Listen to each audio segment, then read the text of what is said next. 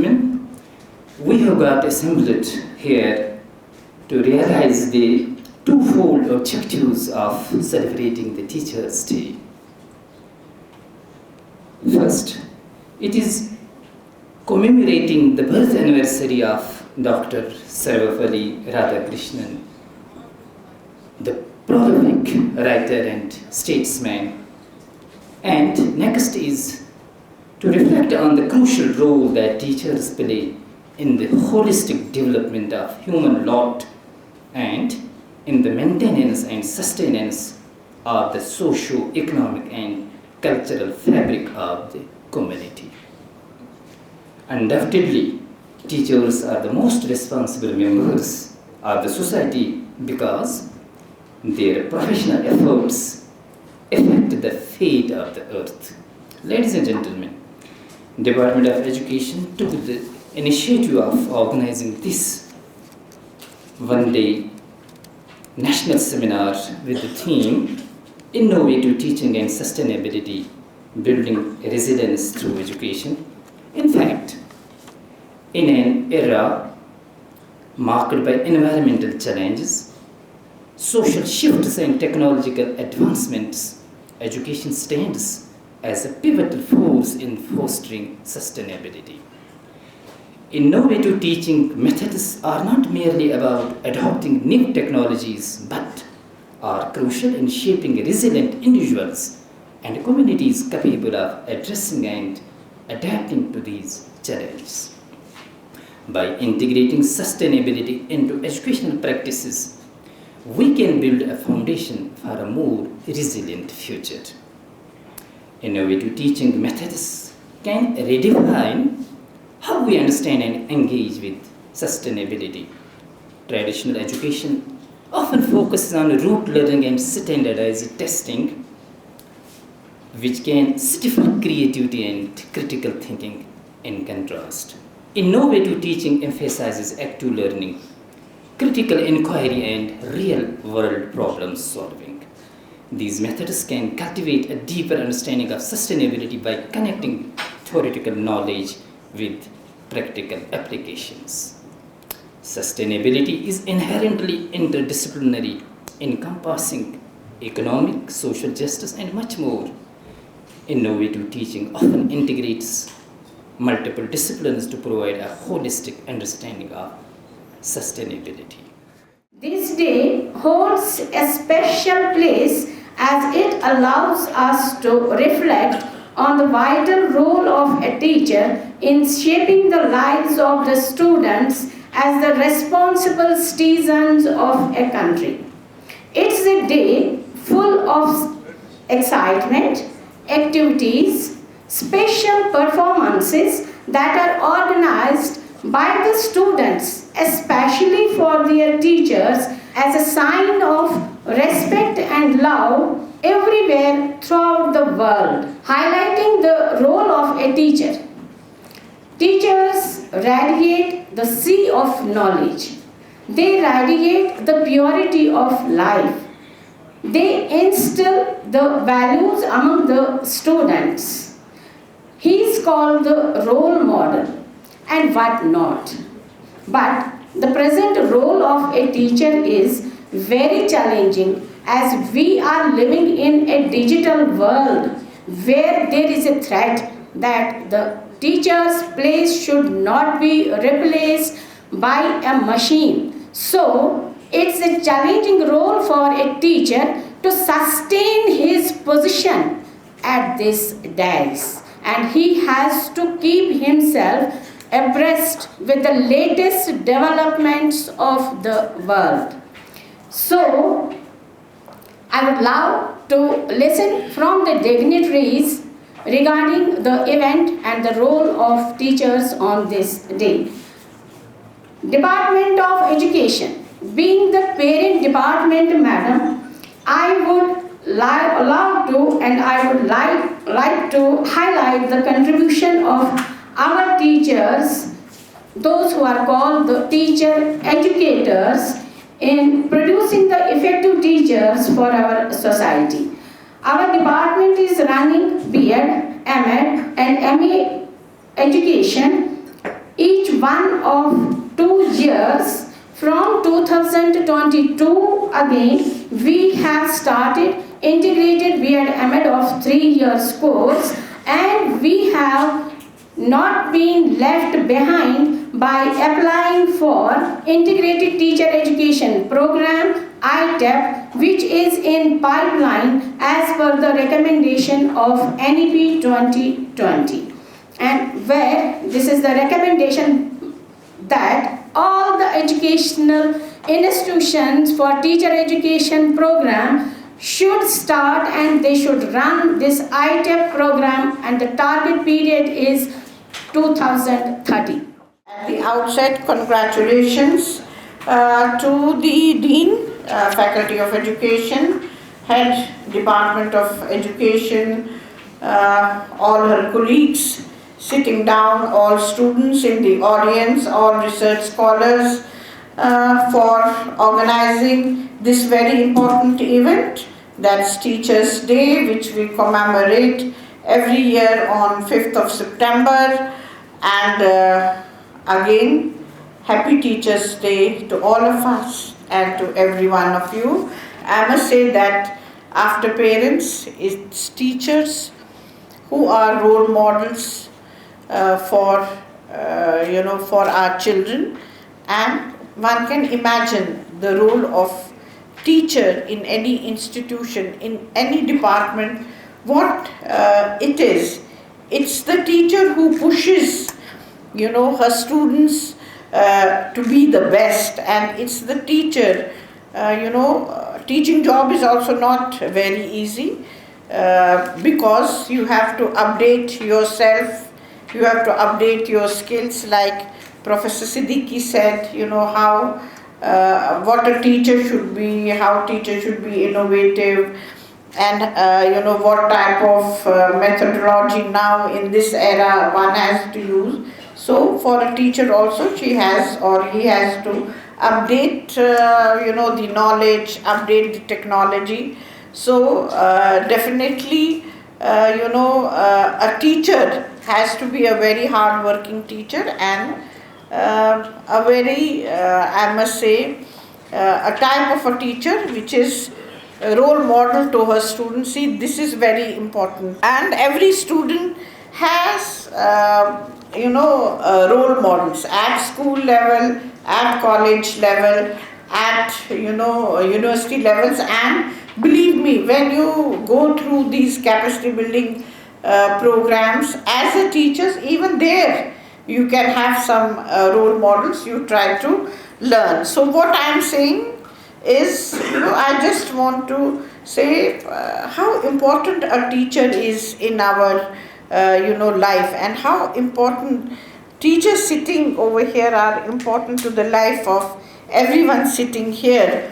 And of course, I am very happy to see huge number of our female students in this hall. It gives me more strength, first as a teacher, by seeing that how our girls compete in various eligibility tests, and by dint of their own hard work they enter this campus, they come into different specializations. And I know it's not by chance you enter here, it's by your hard work that you enter this campus. And any degree, whether it's science, whether it's art, social science, I know it's very difficult nowadays to enter into the courses of PG also. So for that I really congratulate you, and I congratulate your parents.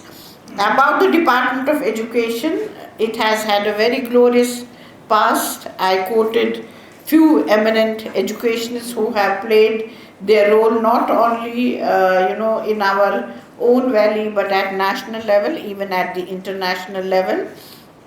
So more expectations from Department of Education. Some of the faculty has recently been promoted, and I do look forward that the department progresses more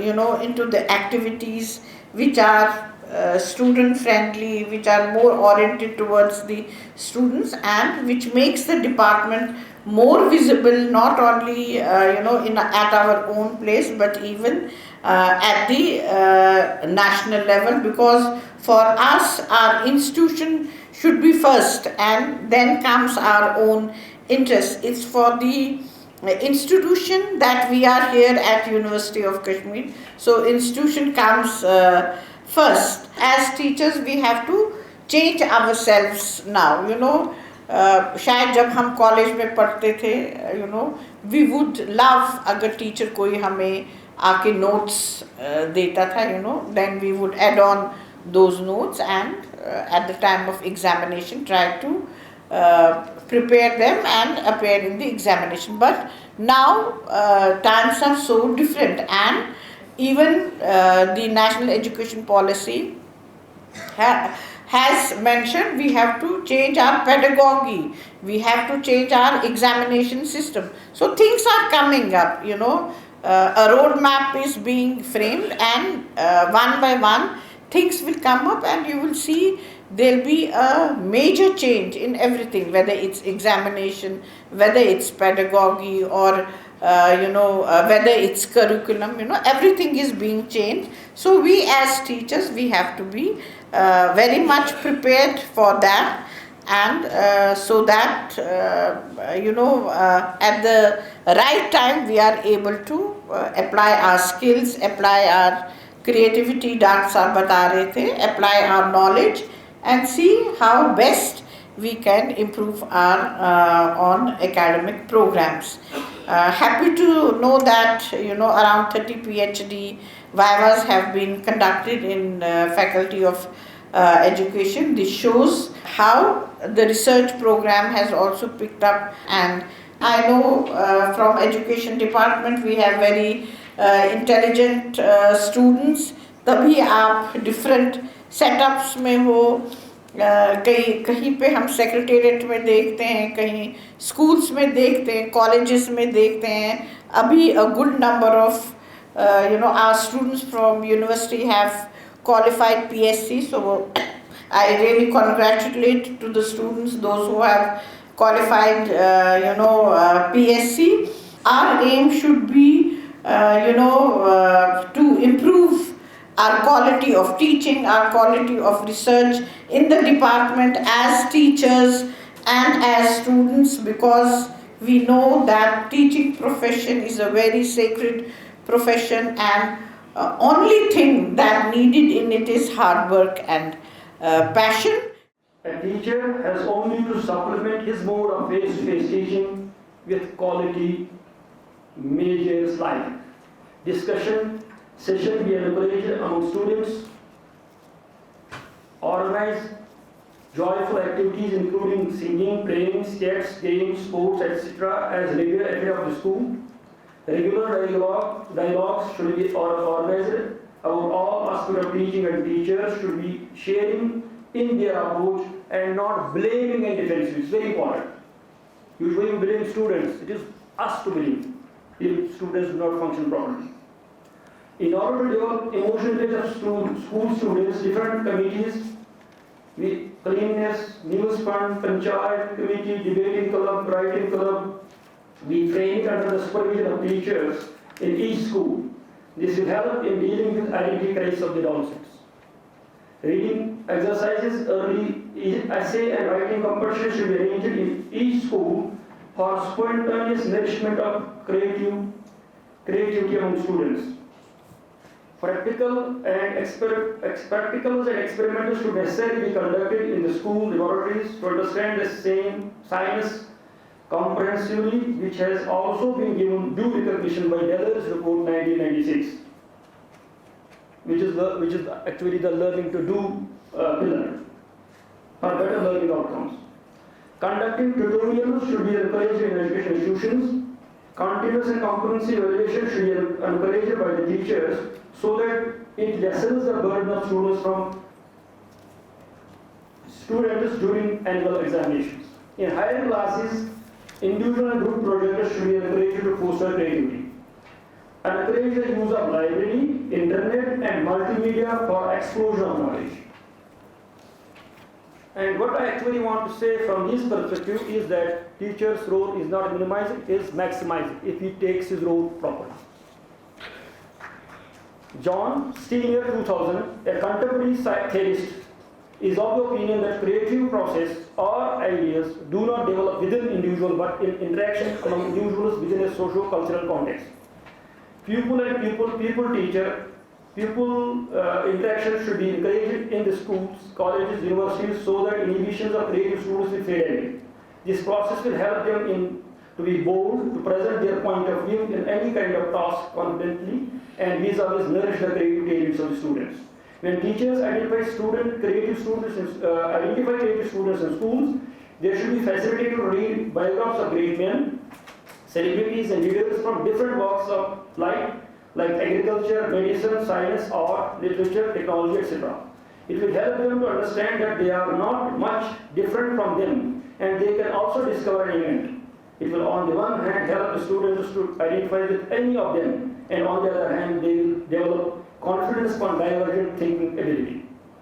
Teachers should make an arrangement for cultural activity programs, indoor and outdoor games in their respective educational institutions so that the pent-up energy of the students can get right direction. By taking part in cultural activity programs, students can become conscious of their social surroundings and anomalies meted out to the masses. It will help them to think diversely on the problems of society and finally divergent thinking abilities of the students can be nourished. We all know that we are here to celebrate the important moment that is the Teachers' Day. Have we ever realized as of now, if I am a teacher, why I have chosen this job to be a teacher? Have I not become teacher by an accident, by chance? Or have I become teacher because of my dream, because of my aim? I am proud to tell you that I am the son of the parents who have been both teachers. My father was a teacher, my mother is a teacher. Although they are retired from their services, they are fine, but they are still very passionate enough to read and they teach their kids now, our kids. So that is the beauty of the teacher. Teacher never retires. If we see that, the real teacher never retires. So many people retire. Retirement is a part of the life. It is a different phase of the life.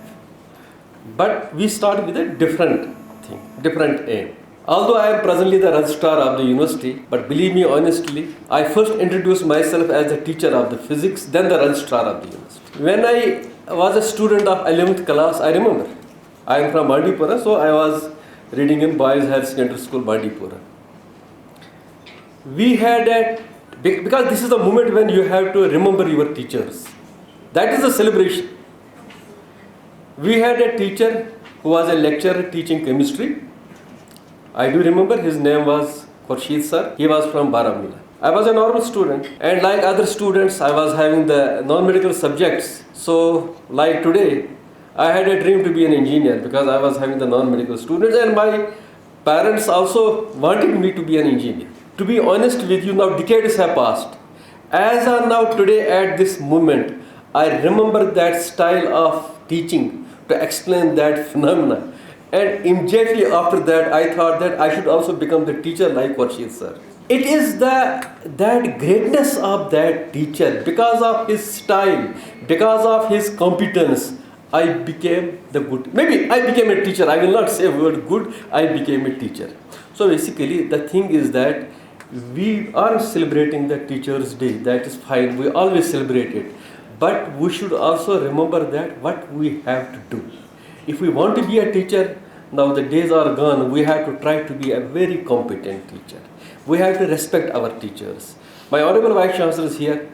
Yesterday, we had an international conference on semiconductor physics, which was organized by the Department of Physics. What we did? We invited our teacher of the department who has taught hundreds of students for the last so many decades. His name is Professor K.K.S. Jamwal. He has shifted. He is not staying in Srinagar now. He is staying in Chandigarh. And do you know his age is 80? But when we invited him, he came from Chandigarh all alone, driving in his car and attended the inaugural function. The tears were rolling down through his eyes because he was saying that this is the happiest moment of my life. So we have to do those things. Then we can say that we are celebrating the Teachers' Day. We have to respect our teachers. We have to respect our seniors. While sitting here, I was just recalling one moment. Education department had very reputed professors in the past as well as now. And I forgot to tell you that I'm very happy to see the big dominance of the girl students. If today we are sitting on the dais, it is because of our teachers. If you are today sitting there in the audience, it is because of your teachers. So we should respect the teachers. We should give great regard to the teachers. We should give great love to the teachers in the same way we are doing with our parents. There is hardly any difference between the teacher and a parent. So my request to my dear students and scholars is that today while we are sitting on the chairs, tomorrow you will sit on the chairs. That is the law of nature. So I would request you, please respect your teacher who has ever since taught you any subject. Because if you respect your teacher, someone will respect you. That's very important. And one more request, because we are here sitting many teachers, we have to always be like one. We have to always work like a team. In recent times, the field of education has experienced significant transformations caused by technological advancements, societal changes, and a growing understanding of diverse learning needs.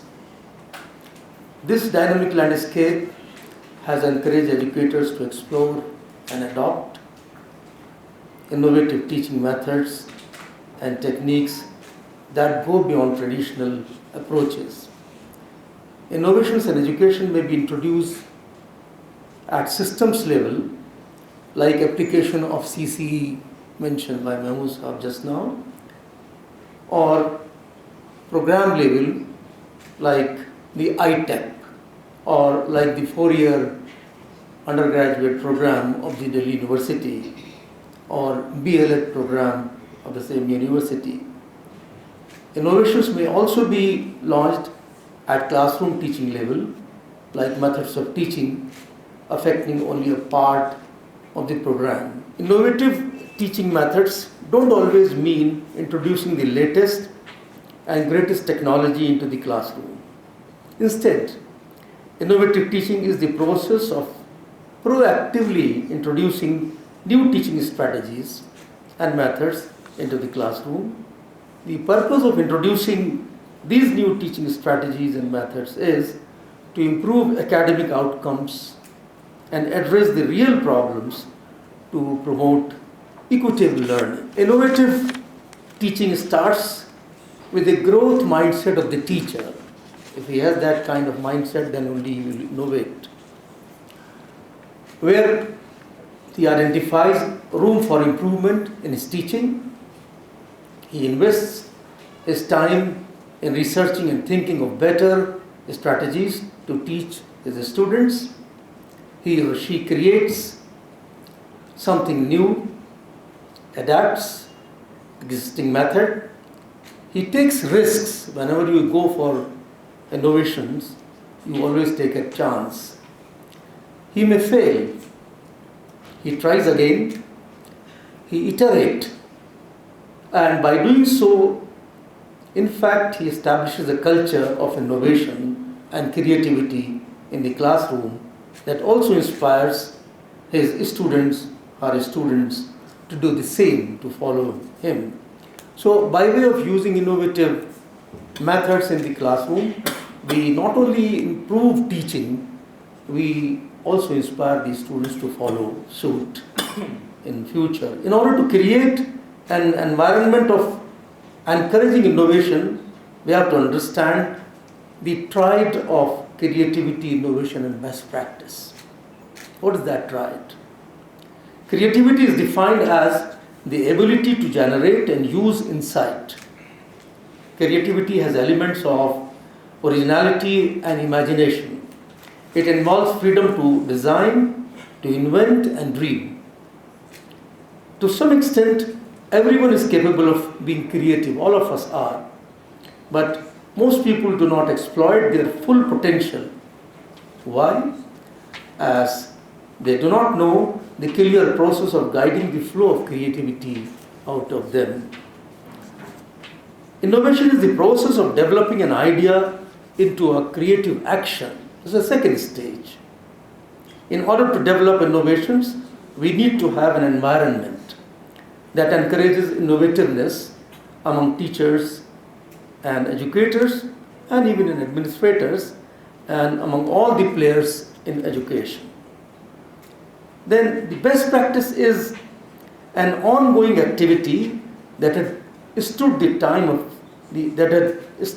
the test of time, whereas innovation is a new event. At the time of origin, the best practice was an innovation. Every innovation may not, however, necessarily lead to be a best practice.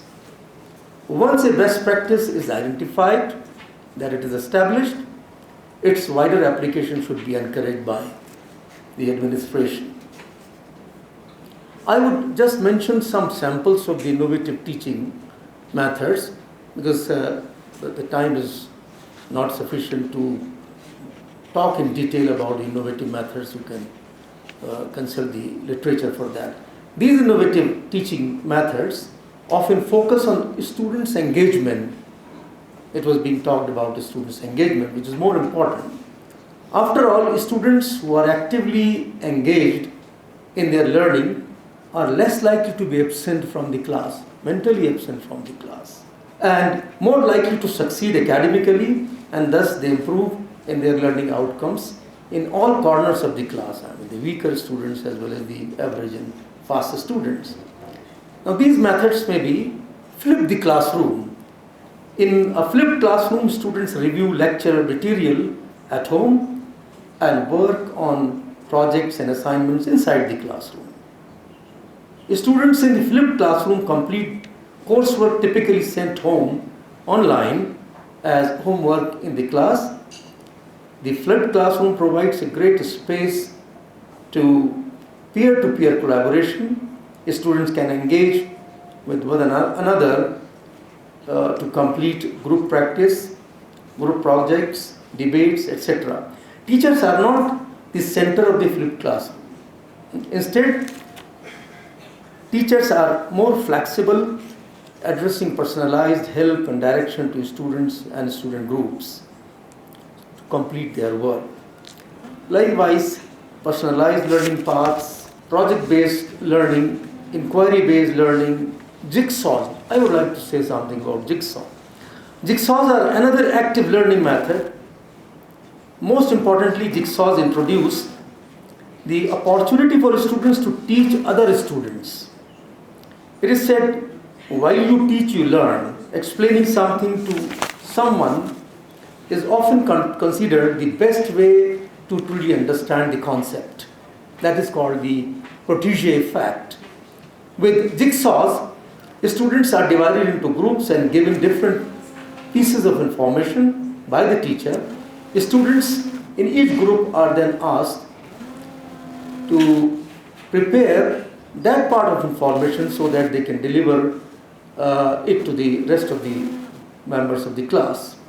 The students are then assigned to different groups once they come prepared, where they explain their information to the other members. They complete this process until each group has the full picture of the information, just as in the case of a puzzle. And this is how the jigsaw method is used. Then we have a famous blended learning or feedback. Feedback is very important method of teaching. Feedback is incredibly important. Students need to learn how to offer constructive feedback as well as accept feedback. Provide students with a mechanism for offering feedback. You can even challenge or ask students to expend upon their feedback, then ask other students with opposing opinion to discuss why they differed with the feedback. Likewise, gamification, augmented reality in education, mind mapping and concept mapping, collaborative online platforms, real world simulations, QR code. QR code is becoming a new approach to teaching, where in textbooks nowadays, instead of take voluminous textbooks, we have very short, small textbooks, and we have QR codes scattered across the whole book. And whenever you teach with the help of the textbook, you can refer to the QR code where expanded information, experiments, pictures, everything, more details are available. So it has become a very interesting method of teaching. I come to the second point. Whenever you introduce or you want to introduce an innovation, how to ensure that it is sustained. So sustainability of innovation is important. It's not a one-shot affair. Innovation has to continue if it is really beneficial. Sustainability of innovation means it is institutionalized or incorporated into everyday business of education. The conceptualization of sustainability illustrates how difficult it is to trace borders around the notion of sustainable innovation. The line between change and sustained change is very blurred. But there is a clearly defined axis. At one end of the axis, an innovation is introduced. This is the change. At the other end is an innovation that has become so omnipresent that it is taken for granted. That is, now it is a very well established factor. This conceptualization also involves some contradiction. The term sustainable innovation, in fact, is contradictory. It is an oxymoron term. Oxymoron means that something which has inner contradiction. An innovation, by definition, ceases to be innovative once it is embedded into day-to-day practice of the teacher. So this kind of contradiction is there. No more you can call it an innovation, but we say sustainable innovation. Number of reviews have identified some enablers of sustainability as well as some barriers to sustainability. Let us first of all take up the enablers of sustainability main concern. Teachers' engagement with innovation, that is very important. Individual teachers' motivation and engagement are seen as necessary to sustain uptake of educational innovation.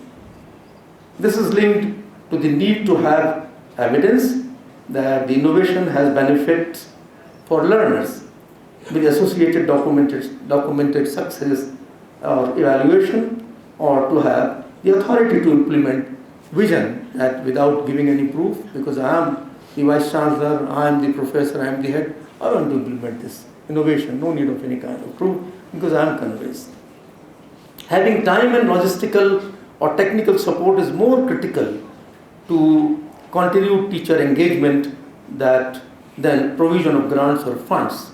So if he is willing from inside, then even if grants are not there, grants are less, then he will continue to implement the innovation. Teacher's ability to incorporate an innovation into his workload is important. They may need capacity building to effectively implement the innovation, because many times we presume. This presumption becomes a kind of obstacle in the way of implementation of an innovation. Individual teachers also can motivate or activate others as champions in order to sustain the implementation of an innovation. Second important enabler is collaborative educational team and networks. Sustainability of innovation may be underpinned by various forms of collaboration and interpersonal interactions which productively manage differences and friction as the innovation continues. Friction, because of the difference of opinion, may arise between the different implementers. Leadership of the institution, of the department, may resort to the notions such as distributed leadership, mentoring, or interdisciplinarity. The third important enabler is the ongoing integration of the innovation with its immediate educational context, very important. There is always a need for simultaneously for sustainability to be supported by flexible adaptation and reinvention of educational innovations. It may not be copied verbatim as the implementation moves on. There is a need to embed the educational innovation in pre-existing resources, so without causing any burden on the resources. For example, it was done in the case of micro-teaching technique of teacher training. Original model of the video recording of teaching skills of trainee teachers was replaced by observation done by teacher educators to provide ready feedback to the trainees. Now, video recording of all trainees practice, the micro teaching was very expensive affair, and Indian situation could not have afforded it. Therefore, NCERT modified that innovation brought from England, and that cost of equipment was saved. This is one kind of contextualization in Indian context. Institutional support is another important factor. A range of institutional features make a key difference to sustainability: ongoing leadership support, continuing favorable values and ideology, governance structures that align and continue to align with the philosophy of innovation, and having embedded in innovation in policies and procedures. Ongoing funding support at the institutional level is seen as being significant for sustainability, but it is also considered important that the innovations are cost effective, typically framed as value for investment, which is already there. Now I come to the barriers of sustainability. Across all literature, when we go through, there is a presumption that the innovation is good. This is the presumption: innovation is always a good thing. That needs to be sustained. Therefore, that should be sustained, and that should be institutionalized. That should be incorporated into the everyday business of the institution. Thus, more supportive factors are identified, harped upon, than the inhibiting factors, and there is little discussion of how to identify if an innovation was no longer of benefit. Innovations also fail. A range of inhibitors are being described over here, briefly. One, educators' unwillingness to start or sustain the innovation is the very first factor and most important factor. Teachers initially resist change. Innovation-led change posed a great threat and great challenge before them, and it is considered the primary barrier to implement any innovation. Studies show educators could simply avoid engaging. Now, engagement is important. They can simply avoid engaging with the innovation in an ongoing manner. They may be unwilling or unable to relinquish previous practices, either for their own learned behavior or from the past, or something acquired from the past teacher. Registrars was mentioning about the past teacher, but that was a positive thing which we had acquired from the past teacher. So they may revert to previous practices despite enormous investment into innovative curriculum practices, which is also described as surface level adoption of an innovation, a kind of lip service that really does not represent sustainability and that does not serve the purpose. 3. Students' inability to engage with the innovation. Students' engagement is mostly seen as a challenge for the initial implementation. A study noted that ongoing student resistance to the innovation or outdated assumptions about student engagement that they will automatically fall in line can prohibit sustainability. Now, the best example is the 4-year graduate program started by Delhi University about 20 years back, which was started on larger scale by the decision of Academic Council at the behest of the Vice Chancellor, because he had visited Singapore. This FIGP was found very effective over there. He copied it. But students stood up against this 4-year graduate program like anything. A lot of demonstrations took place, and finally the FIGP withdrawn because the students were not engaged with this program.